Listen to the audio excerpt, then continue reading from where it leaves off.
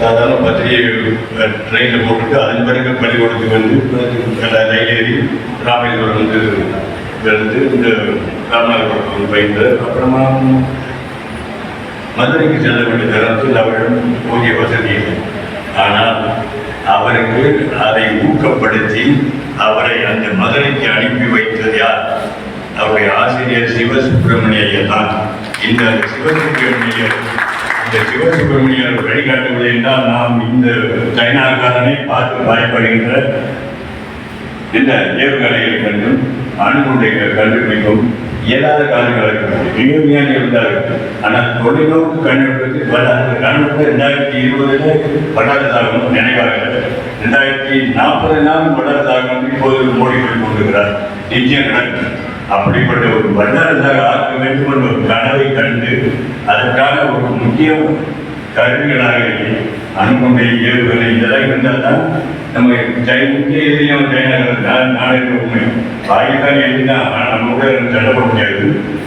இதனால் சைனாக்காரனுக்கு ஒரு இணையாக நம்ம நாட்டை பாதுகாப்பு வளையத்தில் உயர்த்தி காட்டிய வலிமை அவருக்கு உண்டு. அதுக்கு காரணம் இந்த சிவசுப்பிரமணியை தான்.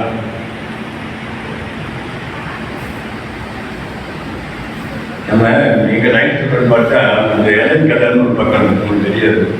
எலன் கெல்லர் என்பவருக்கு கண் பார்வை கிடையாது, கால்கை கருவிலே கிடையாது. ஆனால் அந்த ஆணி செல்வன் என்ற ஒரு ஆசிரியை அந்த குழந்தையை தத்தெடுத்து அதை உலக வச்சு பேசினா கண்டுபிடிக்குமா எல்லா தொட்டாலும் இந்த பொருளில் ரோஜா போகும் அப்படிங்கிற மாதிரி சுத்தமாக அந்த ஒரு காது கேட்காத கண் கூடான அந்த சிறுமியை இழந்துறதுனால உலகமாக ஒரு தலைவியாக பன்னாட்டு இயக்கங்களில் ஏன் ஐக்கிய நாட்டு சபையில் கூட போய் உரையாற்றுகின்ற ஒரு பெண்மணியாக உருவாகிறது அந்த ஆசிரியை தான். உங்களை பற்றி கொள்வது உங்களை பாராட்டி கொள்வது தப்பு இல்லையே. எனக்கு அதற்கு இந்த கருத்தை ஆமதிப்பதுதான் நடவடிக்கைதான் ஞாபகப்படுத்துகிறேன். இங்கே கருத்தை காது வாங்கி இங்கே உள்ளடக்கி எதுக்கு சொல்லணும்னா உங்களால் உருவாக்கப்பட்ட மாணவர்கள் எப்படி உயர வேண்டும் என்ற எண்ணத்தோடு நீங்கள் செயல்பட வேண்டும். ஆசிரியர் பயணி என்பது விடைப்பட்ட ஆண்டவன் உங்களுக்கு அடித்த ஒரு பரிசு. அதனால பெரிய யாரும் மாதிரி நீங்க இந்த ஆசிரியர் பணி நான் இடம் பயின்ற ஒரு சாதாரணமானவனை ஒரு கல்மனை கூட ஒரு பொம்மையாக தெரிவிக்கின்ற பெரும் பொறுப்பு உங்களுக்கு இருக்கிறது என்பதை ஞாபகத்தை வைத்து செயல்படுத்த வேண்டும். நம்ம இந்த வில்லுப்போர் அர்ஜுனன் சொல்லுவோம். நம்ம மகாபாரதத்தில் இந்த குருகுலவாதி முடியெல்லாம் விருதுராஜனுக்கு சபையில் வராங்க. வரும்போது எல்லாம் அறிமுகப்படுத்திக்கிறாங்க. விருதுராஜனுக்கு கண்ணு தெரியாது இல்லையா? அப்போ ஒருத்தர் நான் தர்மன் பாட்டு பூச்சிறாங்க. பீமன் நான் பாட்டு 2வது மகன். அர்ஜுனன் தான். என் பெயர் அர்ஜுனன், துரோணாச்சாரியோட சீடன். சபை அதிர்ந்தது. அரசு பள்ளி மாணவர்களுக்கு மாதந்தோறும் வழங்கும் தமிழ் புலவர் திட்டம், அரசு பள்ளி வளாகத்தை தோன்ற சேர்த்திடும் எங்கள் பள்ளி விளரும் பள்ளி, அரசு பள்ளி தரம் உயர்த்திட தகசால் பள்ளி திட்டம், அரசு பள்ளியை மேம்படுத்திட மிஷன் இயற்கை திட்டம், அரசு பள்ளி மாணவர்களின் பல் சிகிச்சை திட்டமான புன்னகை திட்டம், அரசு பள்ளி மாணவர்களின் அறிவியல் சிந்தனையை வளர்க்க வானவியல் மன்ற திட்டம், அரசு பள்ளியின் முன்னாள் மாணவர்களாக மேம்படுத்த விருதுகள் திட்டம், அரசு பள்ளியின் மழலைகள் பசியாரிட காலை உணவு திட்டம், அரசு பள்ளி மேம்பட நம் ஸ்கூல் பவுண்டேஷன் திட்டம், அரசு கல்லூரி மாணவர் கல்வியில் மேம்பட மனம் திட்டம் என பல்வேறு திட்டங்களை மிக சிறப்பாக செயல்படுத்திக் கொண்டிருக்கின்ற நம்முடைய மாவட்ட ஆட்சியர் அவர்களுக்கு நம்முடைய ஆசிரியர் சார்பிலே நெஞ்சார்ந்த நன்றியும் வாழ்க்கையும் தெரிவித்துக் கொள்கிறோம். நாங்கள் இந்த நிகழ்வுக்கு அழைத்த போது எந்தவித சுணக்கமும் காட்டாமல் ஆசிரியர் என்ற ஒரே எண்ணத்தின் அடிப்படையில் இசைவில் தந்து இன்று விடுமுறை ஆனாலும் தன்னுடைய விடுமுறையை பற்றி கவலைப்படாமல் ஆசிரியர்களிடத்திலே பல்வேறு உணர்வுகளை உருவாக்கிட வேண்டும் என்பதற்காக இங்கு வருகை தந்து நமக்கெல்லாம் வாழ்த்துறை வழங்கிய ஐயா அவர்களுக்கு மீண்டும் ஒரு முறை நெஞ்சார்ந்த வாழ்த்துக்களை நன்றி தெரிவித்துக் கொண்டு அதற்கு அடுத்து ஐயா அவர்களிடம் நாங்கள் சந்தித்த போது நிச்சயமாக இந்த நிகழ்வுகளில் முதன்மை கல்வியை அலுவலர் அவர்கள் கட்டாயம் இருக்கப்பட வேண்டும் என ஒரு வேண்டுகோளை எடுத்தார். அம்மா அவர்களிடத்தில் நாங்கள் சென்ற போது எந்த விதமான தயக்கம் இல்லாமல் இந்த நிகழ்விலே கலந்து கொள்ள வருகிறேன் என்று கூறினார். அறத்துப்பால், பொருட்பால், இன்பத்துப்பால் என ஐயனின் முப்பால் வழியில் நீங்கள் பெண்பால் என்று சேர்ந்திடாமல் உங்களின் அயராத உழைப்பால் ஆசிரியர் பணியிலே தொடங்கி மாவட்ட கல்வி அதிகாரியாக உயர்ந்து இன்றோ முதன்மை கல்வி அலுவலராய் சிகரம் தொட்டுள்ளீர்கள். உங்களின் பணியை சிறந்திடவும் தொடர்ந்திடவும் மேன்மை பெற்றிடவும் ஏசிடி லைன் சங்கத்தின் சார்பிலே நெஞ்சார்ந்த வாழ்த்துக்களை தெரிவித்துக் கொள்கிறேன். அன்பின் உருவமாய், அறிவின் ஊற்றாய், பண்பின் சிகரமாய், இறுதியின் அடையாளமாய், பொறுமையின் முகவரியாய், கடமையின் கண்ணியமாய், உழைப்பின் மூலதனமாய், தன்னம்பிக்கையின் திறவுகோலாய் நீங்கள் இருந்ததாலோ என்னவோ இன்று உயர்ந்துள்ளீர்கள் முதன்மை கல்வி அலுவலர் அவர்களாக. உங்கள் பயணத்தை வெற்றியிலே தொட்டிவிடும் பாடமாக கொண்டால் வாழ்வில் முன்னேறி விடுவார்கள் இந்த மாவட்டத்தினுடைய அனைத்து மாணவர்கள் என்று கூறி மாவட்ட ஆட்சியர் அவர்களுடைய எண்ணங்களுக்கேற்ப, மாவட்ட முதன்மை கல்வி அலுவலர்களுடைய எண்ணங்களுக்கேற்ப இந்த ஆண்டு தேர்வுகளும் அத்தனை மாணவர்களும் தேர்ச்சி அடைவார்கள் என்ற உறுதியை ஐயா அவர்களுக்கும் அம்மா அவர்களுக்கும் தெரிவித்துக் கொண்டு நம்முடைய மாவட்ட முதன்மை கல்வி அலுவலர்களுடைய வாழ்த்துமணி அன்போடு அடைகின்றோம். கர்ணன் எந்த ட்ரைனிங்கும் கிடைக்கல. கர்ணன் சொந்த காரணத்தினால ட்ரைனிங் எடுத்து வருவார்கள். அதனால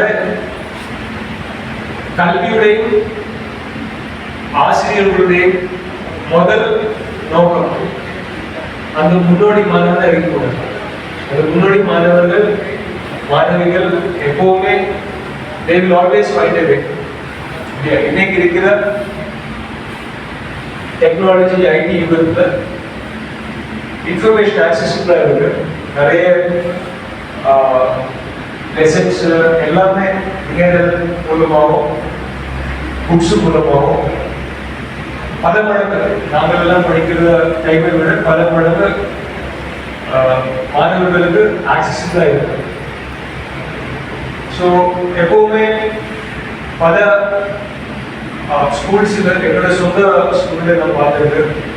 எப்பவுமே அந்த டாப்பர்ஸ் 3-4 பேர் இருப்பாங்க, நல்லா படிப்பாங்க.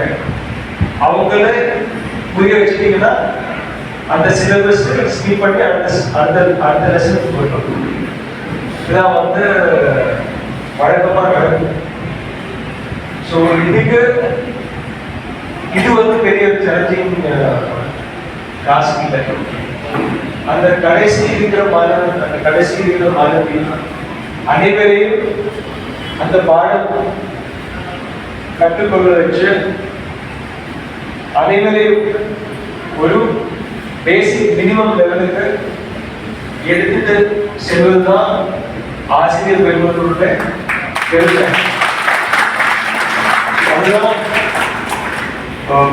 அதுதான் நமக்கு நீண்ட கால பொருளாதார வளர்ச்சி. நம்மளே தமிழ்நாடுன்னு சொல்றது ஒரு தொழிலை பொறுத்த வரைக்கும், இண்டஸ்ட்ரியை பொறுத்த வரைக்கும், பொருளாதார வளர்ச்சியை பொறுத்த வரைக்கும் ஒரு முன்னோடி மாநிலம், எந்த சந்தேகம் கிடையாது. இதுல இந்த ப்ரோக்ராமுக்கு வரதுக்கு முன்னாடி நான் ஒரு லெக்சர் பார்த்துட்டு இருந்தேன். அந்த லெக்சருக்கு நீங்க நிறைய பேர் பத்திரிகையில் படிச்சிருக்கீங்க. ஒரு 10 நாள் முன்னாடி சஞ்சீவ் சாந்தியான்னு சொல்ற ஒரு economist relative growth of states 1960 இருந்து 2023 வரைக்குள்ள எல்லா இந்தியாவில் இருக்கிற அனைத்து மாநிலங்களுடையும் ரிலேட்டிவ் growth வளர்ச்சியை பற்றி ஒரு ஸ்டடி வெளியிட்டிருக்காரு.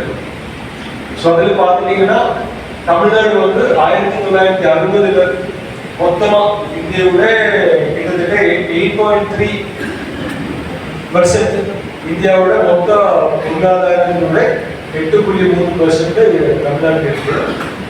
இடையில வந்து அது கம்மியாயிடுச்சு. ஒரு 90s வரைக்கும் நம்ம ஒரு டிஃப்ளேஷன் இருந்தால் மறுபடியும் 1990களுக்கு பிறகு மறுபடியும் நம்ம பிக்கப் ஆகி 8.7% வந்தோம். ஸோ இது வந்து மகாராஷ்டிராவுக்கு பிறகு 2வது இடத்துல இருக்கு. ஸோ இதுல நீங்களும் கேள்விப்பட்டிருப்பீங்க, நம்ம முதலமைச்சர் வந்து நம்மளுக்கு என்ன இலக்கு கொடுத்துருக்கு. நம்மளுக்கு கொடுத்திருக்கிற இலக்கு வந்து 2030க்குள்ள நம்ம ஒரு $1 trillion எக்கானமியா மாறணும். அதுதான் நமக்கு கொடுத்திருக்கிற இலக்கு. இதுல இப்போ நம்ம எங்க இருக்கோம்? இப்போ வந்து நம்ம கிட்டத்தட்ட பெர் கேபிட்டா இன்கம் வந்து $4,000. யூஸ்வலா வந்து எக்கனாமிக்ஸ்ல வந்து டாலர் தான் கம்பேரபிலிட்டி. எல்லா அக்ராஸ் கண்ட்ரிஸ் கம்பேர் பண்றதுனால கம்பேரபிலிட்டிக்கு டாலர் டெர்ம்ஸ் தான் நம்ம பெர் கேபிட்டா ஒரு மனிதர் மொத்தமா அந்த மாநிலத்துல இல்ல அந்த நாட்டுல பொருளாதாரம் எவ்வளவு இருக்கு அதை டிவைடட் பை பாப்புலேஷன், ஒரு ஆளுக்கு எவ்வளவு நம்ம பொருளாதாரம் ஜெனரேட் பண்ணுது. இப்ப தமிழ்நாடு வந்து கிட்டத்தட்ட $4,000 பெர் கேபிட்டா இருக்கு. $4,000 பெர் கேபிட்டா ஒரு மனிதர் roughly around $4,100 வருஷத்துக்கு. இது நம்ம $1 trillion எக்கானமியா மாறணும்னா இது ரைஸ் ஆகி கிட்டத்தட்ட $25,000 பெர் கேபிட்டல் நம்ம போகணும். ஒரு மனிதர் $25,000 வேல்யூ ஆட் பண்ணும். ஸோ இதுக்கு இப்போ நம்ம எங்க நிற்கிறோம்? நம்ம நிற்கிறது வந்து இன்டர்நேஷனல் சிச்சுவேஷன் சொன்னா ஒரு மிடில் இன்கம்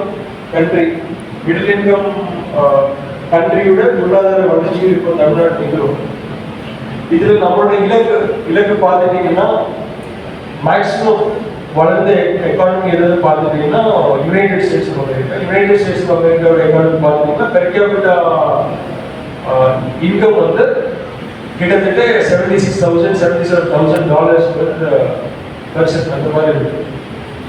ஸோ இதிலிருந்து $4,000 பெர் கேபிட்டல் நம்ம எப்படி வளரலாம், அதுல கல்வியோட முக்கியத்துவம் என்ன, இந்த 2 விஷயங்களை பத்தி ஒரு சில கருத்துக்கள் சொல்ல விரும்புகிறேன். இப்போ நம்மளுடைய மாநிலம் பொருளாதாரத்துல 3 கேட்டகரி இருக்கு. Land, labour, capital. Land, labour, capital தான் ஃபேக்டர் ஆஃப் ப்ரொடக்ஷன் சொல்லுவாங்க. இந்த 3 விஷயங்களும் இருந்தாதான், அவைலபிளா இருந்தாதான் நம்ம ஒரு நிறுவனமோ ஃபேக்டரியோ தொழிற்சாலையோ தொழிற்பேட்டையோ அமைச்சு ப்ரொடக்ஷன்ஸ் பண்ண முடியும், பொருளாதாரம் பண்ண முடியும். இப்போ இதுல எங்கே நமக்கு வந்து இப்போ வந்து லிபரலைசேஷனுக்கு பிறகு கேபிட்டலுக்கு வந்து முன்னாடி கேபிட்டலுக்கு பெரிய பிரச்சனையா இருக்கு. அதாவது மூலதனம் ஒரு பெரிய பிரச்சனையா இருக்கு. ஆனா இப்போ லிபரலைசேஷனுக்கு பிறகு மூலதனம் நமக்கு இஷ்யூவே கிடையாது. ஐரோப்பா நாடுகள் இருந்தும் அமெரிக்காவில் இருந்தும் ஈவன் சீனா போன்ற ஏசியன் நாடுகள் இருந்தும் மூலதனம் வருவதற்கு தயாராக இருக்கு. மூலதனம் எது மட்டும் பார்க்கறாங்க, எங்க வந்து அதிகமா ப்ராஃபிட் கிடைக்கும் அந்த இதற்கு மட்டும் தான் மூலதனம் பார்ப்பாங்க. ஸோ அதனால இப்போ மூலதனம் ஒரு பிரச்சனை நமக்கு கிடையாது, கேபிட்டல் ஒரு பிரச்சனை கிடையாது. லேண்ட் தமிழ்நாட்டை பொறுத்த வரைக்கும் லேண்டுக்கு இஷ்யூஸ் கிடையாது. ஒரு சில மாநிலங்கள் பார்த்தீங்கன்னா நான் வர கேரளா போன்ற மாநிலங்கள் பார்த்தீங்கன்னா லேண்ட் அவைலபிலிட்டி இல்லை. எல்லாமே ரொம்ப எக்காலஜிக்கலி சென்சிட்டிவான வெஸ்டர்ன் காட்ஸ் இருக்கு. வெஸ்டர்ன் காட்ஸ்ல இருந்து 50 கிலோமீட்டருக்குள்ள கடல் இருக்கும். ஸோ அந்த 50 கிலோமீட்டருக்குள்ள கிட்டத்தட்ட 2000 மீட்டர்ஸ் ஹைட் வருது. ஸோ அங்கே வந்து லேண்ட் அவைலபிலிட்டி கிடையாது. ஆனால் நமக்கு அந்த லேண்ட் அவைலபிலிட்டி ப்ராப்ளம் கிடையாது. நம்ம தமிழ்நாடு வந்து பல்வேறு முயற்சிகளால் நீங்கள் கேள்விப்பட்டிருக்கு, சிப்கோ, கிட்கோ போன்ற பல்வேறு நிறுவனங்களாக தொழிலுக்காக நிலம் எடுத்து கொடுக்கிறதுல ஒரு முன்னோடி மாநிலமாக இருக்கு. ஸோ நமக்கு லேண்டிலும் கேபிட்டல் பிரச்சனை இல்லை. நமக்கு எங்க பிரச்சனை இருக்குதுன்னா லேபர். அதுக்கு உதாரணமா சொல்றேன். இப்போ வந்து உளுந்தூர்பேட்டையில ஒரு காலனி தொழிற்சாலை அமைப்பு. அதே காலனி தொழிற்சாலை இருக்கிற ஏன் வந்து சிப் மேனுஃபேக்சரிங் இல்லைன்னா நம்மளுக்கு சிப் மேனுஃபேக்சரிங் பண்ணக்கூடிய தொழிலாளர்கள் கிடையாது. ஸோ இப்போ இருக்கிற இந்த லோ வேல்யூ மேனுஃபேக்சரிங் தான் நம்மளோட இருக்கிற சோஷியோ எக்கனாமிக் சுச்சுவேஷனுக்கு பார்த்து நம்மளோட லேபர் எந்த அளவுக்கு பண்ண முடியுமோ அதுக்கு தகுந்த மாதிரி தொழிற்சாலைகள் தான் வந்துட்டு. ஸோ அதை மாறணும்னா இன்றைக்கு இருக்கிற மாணவர்கள், இன்னைக்கு இப்போ ஸ்கூல் இருக்கிற மாணவர்கள் வெளியே வரும்போது அவனை ஒரு எபோவ் ஆவரேஜ் ஒர்க்கரா நம்மளால உருவாக்க முடியுமா? எபோவ் ஆவரேஜ் பணியாளரா, எபோவ் ஆவரேஜ் குடிமகனா? அந்த மாணவர்களை அனைவரையும், இதுல நான் சொல்ல விரும்புகிறேன்னா அனைவரையும் அந்த எபோவ் ஆவரேஜ் லெவலுக்கு மேலே நம்மளால உருவாக்க முடியுமா? அப்படி உருவாக்க முடிந்தால் ஹையர் மேனுஃபேக்சரிங் வரும். இப்போ எல்லா எக்கானமிக்குமே வந்து ஃபர்ஸ்ட் அக்ரிகல்ச்சர் இருப்பாங்க, அதுக்கு பிறகு லோ அண்ட் மேனுஃபேக்சரிங் பண்ணுவாங்க. லோ அண்ட் மேனுஃபேக்சரிங் இருந்து சர்வீசஸ் போகும், லோ அண்ட் சர்வீசஸ் போகும். ஹையர் மேனுஃபேக்சரிங் வரும், ஹையர் சர்வீசஸ் போகும். இப்போ ஐடி எல்லாமே ஐடியில் லோ எண்ட் இருக்கு, ஹை எண்ட் இருக்கு. ஐடி சர்வீசஸ் பார்த்தீங்கன்னா இப்போ ஒரு ரெகுலர் கால் சென்டர்னா it is low and operation. அங்கே இருக்கிறவங்களுக்கு பெரிய அளவில் டெக்னிக்கல் நாலேஜோ டெக்னிக்கல் நோக்கமோ தேவையில்லை. ஆனால் ஒரு சாஃப்ட்வேர் கம்பெனியாக இருக்குன்னா, சாஃப்ட்வேர் டெவலப் பண்ணுறாங்கன்னா இட் இஸ் மிட் லெவல். அந்த ஸ்பெக்ட்ரத்தில் வந்து மிட் லெவல். அதனோட கட்டிங் எட்ஜுக்கு போகிறாங்க, ஆர்டிஃபிஷியல் இன்டெலிஜென்ஸ் வேலை செய்கிறாங்க, மெஷின் லேர்னிங்கில் வேலை செய்கிறாங்கன்னா இட் இஸ் ஹை எண்ட். இப்போ அமெரிக்கா எங்கே இருக்குன்னு பார்த்துட்டீங்கன்னா அந்த ஹை எண்டில் இருக்கும். இப்போ அமெரிக்காவில் வந்து அமெரிக்கா நிறைய அவங்களோட மேனுஃபேக்சரிங் வந்து உங்களுக்கு பார்த்துருப்பீங்க. ஆப்பிள் ஐஃபோன் பார்த்தீங்கன்னா ஆப்பிள் ஐஃபோன் மேனுஃபேக்சரிங் வந்து அவுட் சோர்ஸ் பண்ணிட்டாங்க, ஃபுல்லாக அவுட் சோர்ஸ் பண்ணிட்டாங்க. ஆனாலும் அதுக்குள்ள இன்டெலெக்சுவல் ப்ராப்பர்ட்டி ரைட்ஸ், அதனுடைய சிப் மேனுஃபேக்சரிங்காக இருக்கட்டும், அதனுடைய சாஃப்ட்வேரை பற்றியாக இருக்கட்டும், அதனுள்ள அனைத்து லைசன்சஸுமே அமெரிக்கா தான் வச்சுருக்காங்க. ஸோ இதுதான் ஒரு நாலேஜ் எக்கானமியோட எக்ஸாம்பிள். அதாவது வந்து நாலேஜ் வந்து இஸ் எ கமோடிட்டி. அந்த கமோடிட்டி இருக்கிற நாலேஜ் கமோடிட்டியில் தான் யூஎஸ் வந்து மேக்ஸிமம் ப்ராஃபிட் இல்லை மேக்ஸிமம் வளர்ச்சி யூஎஸ் ஃபர்ம்ஸ் கிடைக்கிறது, யூஎஸ் எக்கானமி கிடைக்கிறது. நம்ம தொலைநோக்கு பார்வை வந்து ஒரு 10 வருஷம் 20 வருஷத்துல அந்த லெவலுக்கு போடும். யூஎஸ் எங்கே என்ன இருக்கிறாங்களோ தமிழ்நாட்டால கண்டிப்பாக அது செய்ய முடியும். செய்யறதுக்குள்ள மற்ற எல்லா விஷயங்களுமே நமக்கு இருக்கு. ஒன்லி திங் நம்மளுடைய வர மாணவர்களுடைய எம்ப்ளாயபிலிட்டி, உங்களுடைய முயற்சியினால, அனைத்து ஆசிரியர்களுடைய முயற்சியினால அனைவரும் வந்து ஒரு ஹையர் மேனுஃபேக்சரிங்கோ ஒரு ஹையர் சர்வீஸ் இண்டஸ்ட்ரியில் வேலை செய்கிற மாதிரியோ உள்ள கேலிபரோட 10th 12th முடிச்சு வெளியே வரும். இப்போ நிறைய உயர்கல்வியை பற்றி எல்லாம் நிறைய மிக்ஸுகள் இருக்கு. ஆக்சுவலி இப்போ என்னுடைய பர்சனலாக என்னுடைய எக்ஸாம்பிள் எடுத்தால், நான் 12th வரை என்ன படிச்சிருக்கோமோ 12th வரைக்கும் நான் படித்தது எல்லாமே எனக்கு இப்போ ஞாபகம். நான் 12th இருந்து காலேஜுக்கு போய் எனக்கு பெரிய அளவில் கிளாஸ் ரூம்குள்ள எனக்கு கல்வியும் வரல.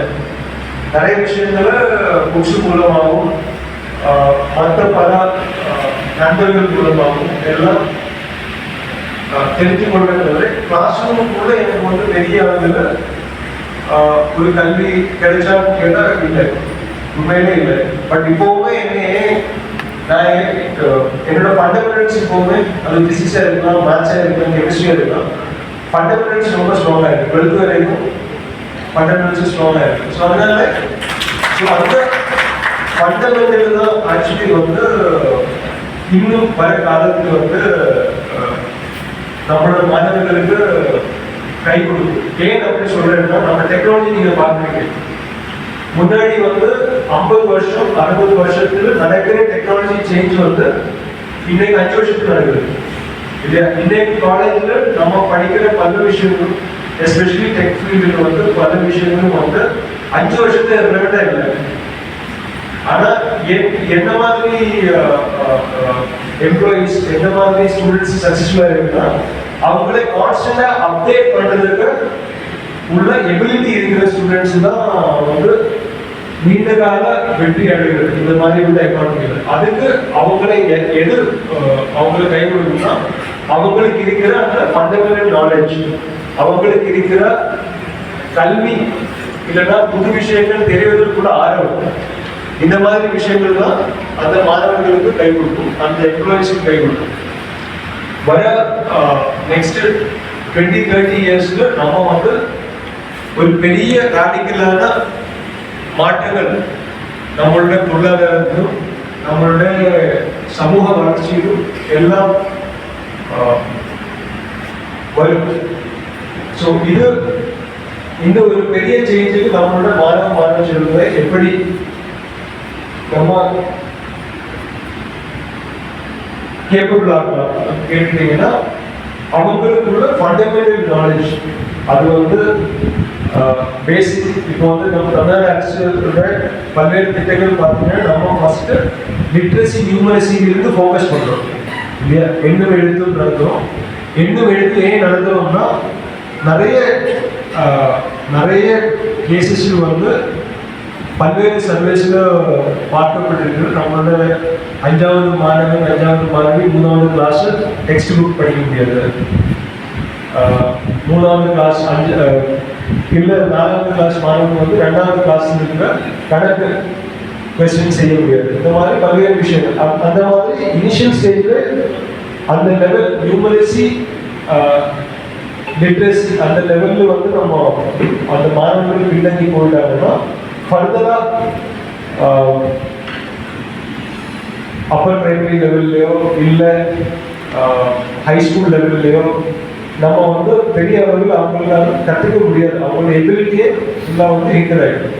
ஸோ அதனால நம்ம பேசிக் எண்ணும் எழுத்துலேருந்து பிரிட்ஜ் கோர்சஸ் கொடுக்குறதுலேருந்து பல்வேறு விஷயங்கள், இந்த ஃபண்டமெண்டல்ஸ் தான் இப்போ தமிழ்நாடு அரசும் ஃபோக்கஸ் பண்ணிட்டு இருக்குது. முன்னோடி மாணவர்கள் அவங்களுக்கு தேவையான விஷயங்கள் எல்லாருக்குமே அவைலபிளாக இருக்குது. அவங்க வந்து இன்னைக்கு இருக்கிற ஐடி யுகத்தில் வந்து அவங்களுக்கு வந்து ஆக்சுவலாக ஒரு ஆசிரியர் பெரிய அளவுக்கு தேவையில்லை. ஏதாவது எல்லாமே அவைலபிளாக இருக்குது. ஏதாவது டவுட் கிளியரன்ஸ், ஏதாவது புத்தகங்கள், இந்த மாதிரி விஷயங்கள் தான் ஆக்சுவலி ஆசிரியர்களுக்கு தேவை. பட் அந்த பின்னாடி இருக்கிற அந்த மாணவர்கள் இல்லையா, எழுதுறதுக்கு கஷ்டமா இருக்கு, படிக்கிறதுக்கு கஷ்டமா இருக்கு, கணக்கு அடிஷன் சப்ஸ்ட்ராக்ஷன் கஷ்டமா இருக்கு, அந்த மாதிரி இருக்கிற மாணவர்களை எப்படி ஒரு எபோவ் ஆவரேஜ் ஒர்க்கராக, எபோவ் ஆவரேஜ் எம்ப்ளாயியாக ஒரு டெக் ஜாப், இல்லைன்னா ஒரு மேனுஃபேக்சரிங் ஜாப், இல்லைன்னா ஒரு ஐடி ஃபீல்டு, இல்லை பல்வேறு மற்ற சோஷியல் செக்டராக இருக்கட்டும், அந்த ஒரு எபோவ் ஆவரேஜ் கேப்பபிலிட்டியோட அந்த பின்னாடி இருக்கிற மாணவர்களை எப்படி வந்து முன்னோடி எடுத்துட்டு வரலாம். இதுதான் வந்து நம்மளுடைய இலக்கு, நம்மளோட சவால். இதுதான் நம்ம மாணவ ஆசிரியர்கள் ஃபோக்கஸ் பண்ண வேண்டும். இது வந்து கண்டிப்பாக இந்த லேபர் கேப்பபிளான எம்ப்ளாயீஸ் உருவாக கண்டிப்பாக உலகத்தில் இருக்கிற எந்த ஃபிரமா இருந்தாலும் அவங்களை இங்கே அழைச்சிட்டு வந்து தொழிற்சாலைகளும் நிறுவனங்களும் ஆரம்பிக்க வைக்கிறதுக்குள்ள எல்லா கேப்பபிலிட்டிஸும் தமிழ்நாட்டுக்கு உண்டு. ஸோ அதில் எந்த சந்தேகமும் கிடையாது. பட் இதுதான் நமக்கு பெரிய சவாலாக இருக்குன்னா நம்மளோட லேபர் உடைய சூட்டபிலிட்டி. ஸோ அது வந்து வருஷா வருஷம் நம்ம அப்கிரேட் ஆகிட்டே இருக்கும். இப்போ நீங்கள் பார்த்துருப்பீங்க, தமிழ்நாட்டில் ஒரு சில இடங்கள்ல ரொம்ப ஹைடெக் வந்துட்டு இருக்கு இல்லையா. ஒரு சில பகுதிகளில் கொஞ்சம் லோ வேல்யூ எடிஷன், ஆனால் நிறைய எம்ப்ளாய்மெண்ட் ஜென்ரேட் பண்ணுற மாதிரி உள்ள விஷயங்கள் வருது. அது அந்த பகுதியோட சமூக வளர்ச்சியை அடிப்படையாக கொண்டு இருக்கிறது. அதை பார்த்து தான் வந்து அந்த மாதிரி நிறுவனங்கள் அங்கே உருவாகுது. ஸோ இந்த லோயர் மேனுஃபேக்சரிங் நம்ம ஒரு யூஎஸ் மாதிரி ஒரு நாலேஜ் எக்கானமி அடுத்த 30 years கண்டிப்பாக தமிழ்நாடு டிரான்சிஷன் ஆகும். அது கண்டிப்பாக டிரான்சிஷன் ஆகணும்னா அதுல முக்கிய பங்கு வந்து ஆசிரியர் பெருமக்கள் தான். இதுதான் வந்து அந்த மாதிரி மினிமம் அவங்க நம்ம மாணவர்களோட மினிமம் கேப்பபிலிட்டி வந்து மற்ற இப்போ வந்து நீங்க தாய்லாந்தோ வியட்நாமோ சைனாவோ பார்க்குற ஒரு அந்த மாதிரி ஒரு கண்ட்ரியோட ஆவரேஜ் மாணவர்களை விட அதிகமாக இருந்தார்.